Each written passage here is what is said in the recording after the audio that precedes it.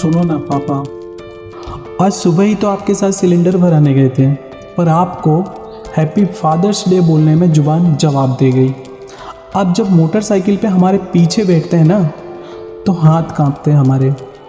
वैसे तो कभी आपसे ज़्यादा बोलने की हिम्मत नहीं हुई, पर आप यूट्यूब पे हैं नहीं तो बोल दे रहे हैं।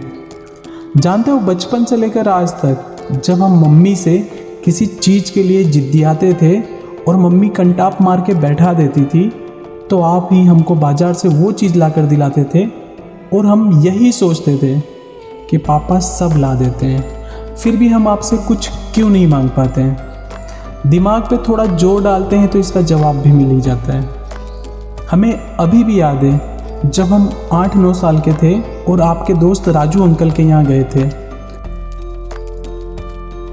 उनके यहाँ पानी के साथ मिठाई भी आई थी और हम उस पर टूट पड़े थे। मतलब 3-4 पीस खाए और 3-4 जेब में भी भर लिए।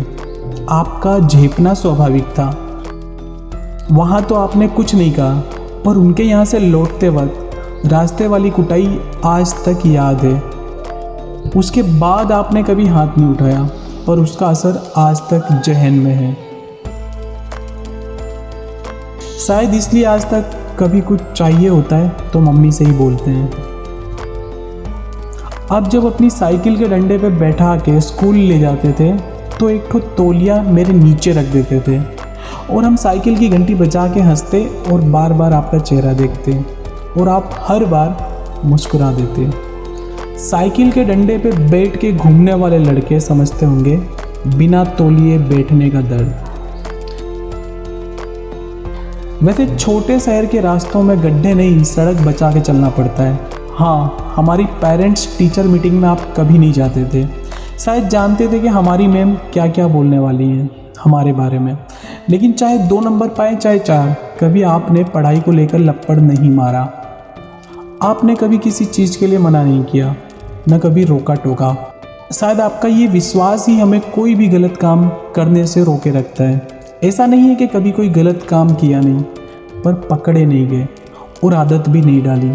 जब मैंने 10वीं टॉप किया था तो आपने पूरे मोहल्ले में मिठाई बांटी थी, और जब 12वीं में 2nd डिवीज़न से पास हुए थे तो भी पूरे मोहल्ले में मिठाई बांटी। आपका प्रेम कभी भी नंबर का मोहताज नहीं रहा। हमने ITI छोड़ी, इंजीनियरिंग छोड़ी, नौकरी छोड़ी, पर आपके चेहरे पे कभी भी इस बात का मलाल नहीं देखा। पता है पापा, जब आप रात को घर आते और हम डर के मारे सोने का नाटक करते थे और आप मम्मी से पूछते कि अनिल ने खाना खाया, तो अच्छा लगता था। ऑफिस का गुस्सा कभी आपने मेरे गालों पे नहीं उतारा। आपके आते ही आपके झोले में अपने लायक सामान ढूंढना और कुछ पा जाना, ये एक ऐसा सुख है जिसे हम अभी तक मुस्कुरा के फील करते हैं। और हाँ पापा, आप खाना बनाना मत ट्राई कीजिए, सबको ज़बरदस्ती खाना पड़ता है, सच्ची कसम से। 10 ठो कहानी लिखें और वो भी लव स्टोरी। हालांकि इतना अफेयर नहीं रहा है, पर आज तक एक भी आपको पढ़ाने की हिम्मत नहीं हुई।